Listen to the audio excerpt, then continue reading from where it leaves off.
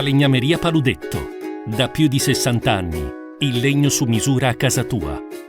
Mister Paolo Vanolli, allora, affronterete il Catanzaro, che contromisure dovete prendere per affrontare appunto questa compagine?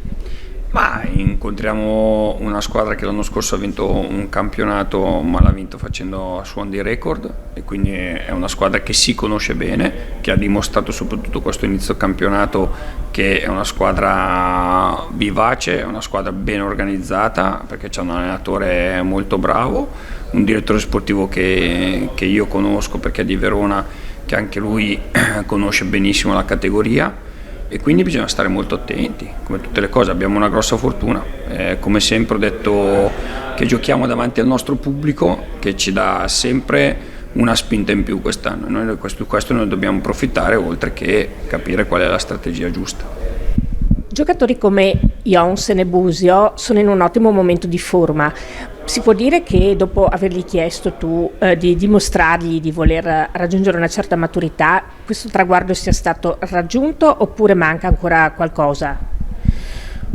Sono due ragazzi che giustamente per il loro valore, io dico sempre che quando il singolo migliora anche il collettivo, quindi io sono un allenatore, li deve spingere a questo. Poi dopo ci sono le qualità individuali, sono due giocatori che hanno sempre dimostrato, purtroppo ancora in maniera altalenante, che sono due giocatori a livello tecnico e fisico molto forti, ma questo, come sempre detto, non lo devono dire le parole, ma lo deve dire il campo. Ultimamente lo stanno dimostrando sul campo e adesso devono essere bravi a continuare a dimostrare che hanno raggiunto una maturità per individualmente arrivare a qualcosa di importante, ma soprattutto a livello di squadra sognare qualcosa di importante.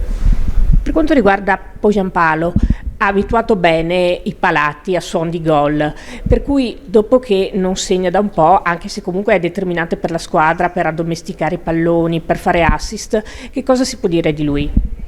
Che a me mi abitua sempre bene, ogni giorno, quindi su quello non ho nessunissimo problema. E sappiamo benissimo, come tutti gli attaccanti, che vivono per il gol, perché il suo lavoro per il gol, ma Joel è un giocatore, come tutta la squadra oggi sta dimostrando, che sta mettendo davanti lui, si sta mettendo davanti alla squadra, quindi la squadra è la cosa più importante. Io sono sicuramente che sarà un giocatore che ritornerà sicuramente a fare gol, ma quello che sta facendo è qualcosa di importante per la squadra.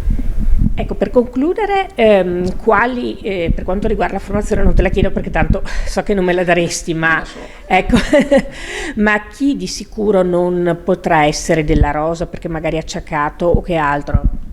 Ma i lunga degenza che è Joronen, che fortunatamente io penso che questa sosta raggiunge a pennello per rientrare al 100%, vediamo un pochettino, però sta proseguendo bene, e come sappiamo Idez e Sverko, che sono anche loro lunga degenza.